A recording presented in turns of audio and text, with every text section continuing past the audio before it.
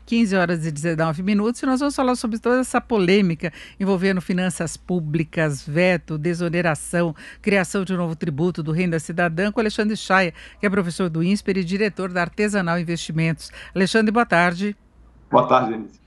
Olha, a gente não sabe exatamente o que eles querem no final das contas, se estão testando o ambiente político ou não, né? Ontem o presidente Bolsonaro deu a entender que poderia desistir daquela fonte de recurso, que é a utilização do dinheiro dos precatórios e também do Fundeb, dada a polêmica. Ele mandou um recado mais específico até para o mercado, né, que estaria aceitando sugestões, só que as lideranças no Congresso insistem nessa fórmula, em alterar regras, em mexer com a Constituição, no caso dos precatórios, para estabelecer talvez uma condição legal, mas tem a ideia de Paulo Guedes de criar um novo tributo para ampliar a desoneração e mais uma vez a sessão adiada, não é?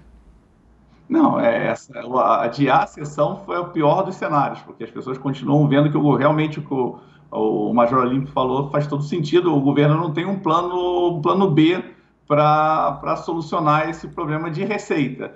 O único plano que tem, vamos dizer, o coelho na cartola que o Paulo Guedes está usando é esse imposto novo, que é um imposto extremamente impopular, ninguém está disposto a aceitar ele e não tem outra alternativa.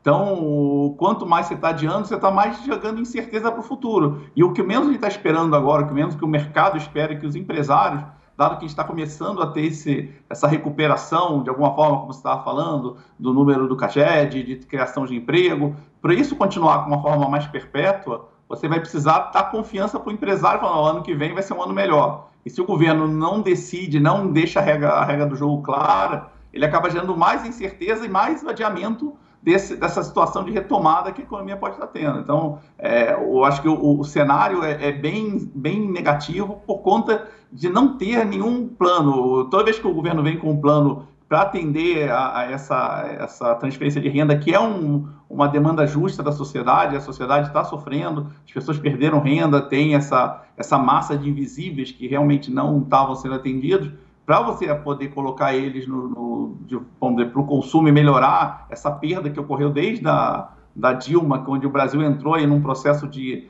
redução de tamanho, você tem que fazer essa transferência por um tempo, mesmo que seja temporária, mas você tem que continuar fazendo isso. E para isso tem que criar fonte de renda. O problema é que o governo não tem alternativa e todas que ele quer criar, de alguma forma esbarra em algum tipo de cobertor curto. Você tira de alguém para dar para outra pessoa. E as propostas estão cada vez ficando mais ilegais, porque essa de tirar do precatório, o precatório em si já é um problema. As pessoas já não confiam nos precatórios municipais, já não confiam no precatório estadual. Quando entra no federal, que todo mundo, o governo federal é certo, vai pagar. Se nem o governo federal começar a dar certeza no precatório, você vai ter aí completamente uma desarticulação completa de que aceitar que existe uma dívida e que a dívida vai ser paga.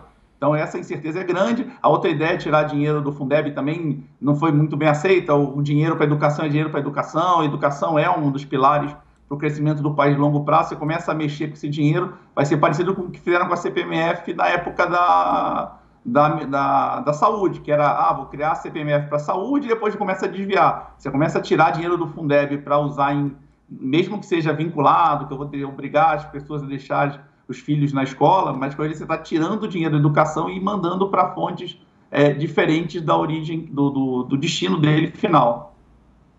Agora, é uma incerteza muito grande também nessa questão da criação do novo tributo, porque estaria vinculada à desoneração para segurar o veto, né? E o presidente aí do Senado, Davi Alcolumbre, disse que não havia entendimento em relação à pauta. Na verdade, tem entendimento, porque todas as lideranças falam que a probabilidade é muito alta de derrubada desse veto, com a prorrogação da desoneração até o final do ano que vem, e são 17 setores que estão dependendo dessa decisão para fazer planejamento, inclusive em relação à folha, se vão manter empregados, se vão contratar, o que eles fazem com relação a isso, né?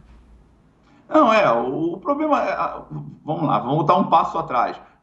O Congresso está 100% alinhado com esse momento de retirar esse veto, exatamente porque perder emprego no momento atual, dado que o governo teve aí no momento da crise, ele conseguiu não foi um habeas corpus, mas foi uma liberdade para poder gastar, além disso, de estourar os orçamentos, por conta exatamente de tentar tirar o país da crise. Se você, no final do ano, quando a economia começa a aparecer, que vai começar a ter alguma reação, você vai e joga esse balde de água fria, tirando mais desemprego, já vai ter um aumento de desemprego. O desemprego vai aumentar, que é o número que você estava falando, porque durante a pandemia muita gente nem procurou emprego. Então, quando você conta desemprego, você conta pessoas procurando e não achando. Tinha muita gente que estava nem procurando. Agora que a gente vai ter uma fotografia mais verdadeira de as pessoas que querem ver emprego e, além de tudo, você vai ter aí o fim de todos os planos que o governo fez, que foram muito, muito acertados, de ajudar as empresas a manter os funcionários, a, de alguma forma, mesmo reduzindo o tamanho do salário, usando o seguro-desemprego.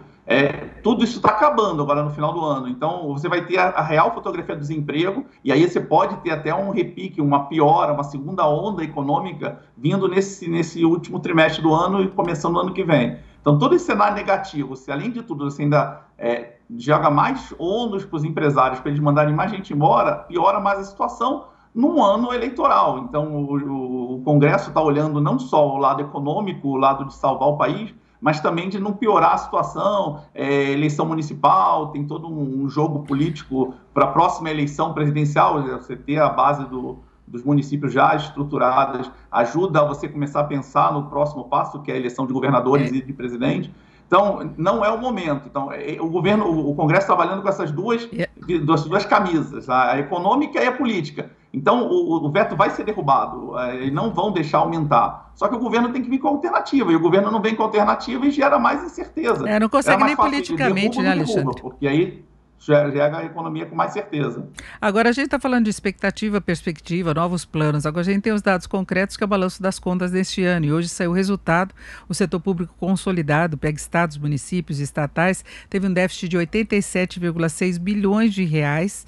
Né? Resultado indica uma piora em relação ao mês anterior, quando o resultado foi um déficit de 13,4 bilhões. Não foi tão forte quando se pegou aí no auge da pandemia, no período anterior, né? E o governo central teve resultado negativo em 96,1 bilhões de reais. São números que a gente vai acumulando, sabíamos que ia ser muito ruim, que seriam ruins mesmo por causa dos gastos atrelados à pandemia, mas vai mostrando o cenário com o qual o governo vai ter que lidar a partir do ano que vem e com todas essas ideias que estão circulando. E eu queria acrescentar também, já para a gente ir encerrando, Alexandre, por que o mercado hoje está com um humor um pouco melhor diante de todos esses impasses que persistem? Então, vamos lá, são dois caminhos. Eu acho que além da situação das contas públicas estar negativa, o tamanho da dívida já está meio, não digo que chegou nesse ponto ainda, mas já está começando a inviabilizar a rolagem de títulos. Você começou a ter problema já na rolagem de títulos, o governo vai ter que, em algum momento, ter que subir juros para agradar os investidores, dado o risco do Brasil que está aumentando. Então, esse é um problema que não só um problema da dívida atual, mas a dívida futura já está começando a pesar mais. E o governo precisa mostrar aí uma saída para essa situação de estouro de caixa para o ano que vem, mostrando realmente uma disposição em reduzir custo e sem elevar carga tributária, porque levar carga tributária no momento atual ainda é jogar mais economia para o buraco. Em relação ao mercado, essa é uma questão até interessante. Quer dizer, as bolsas, na verdade, caíram muito por conta do primeiro momento, que era aquela sinalização negativa de usar dinheiro de precatório. Tudo isso gerou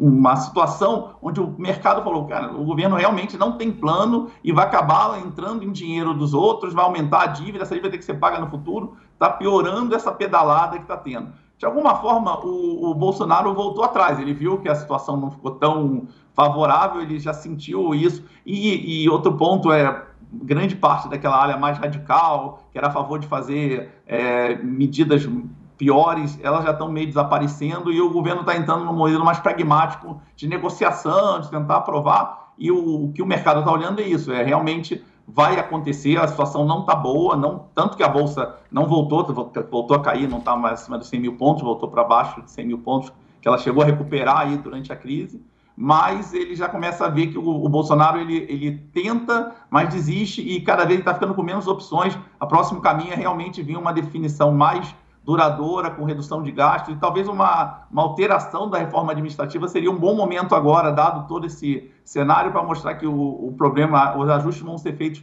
não para os funcionários para o futuro, mas também para os funcionários atuais, ainda mais passando a eleição, isso é um bom momento para você colocar essa reforma administrativa de volta e mostrar para o mercado que realmente existe um compromisso de melhoria. Agora, a situação atual é que essa melhora que o mercado está tendo hoje, ela segue um pouco o mercado lá fora também, lá fora, apesar do caos que foi o debate ontem, a situação no mundo, ela talvez já tenha caminhando para uma solução mais definitiva para esse novo normal, sendo mais parecido com o normal antigo. Então, dia após dia, o mercado vai, a hora piora, melhora, mas o momento atual é uma de melhora, mas também internamente eu vejo que a própria mudança dos vice-líderes hoje é uma forma do governo mostrar que ele está hoje se alinhando com o Congresso e que não vai mais vir com nenhuma medida absurda ou alguma coisa muito populista que vai acabar meio alinhando com o Congresso uma coisa mais definitiva e mais sustentável.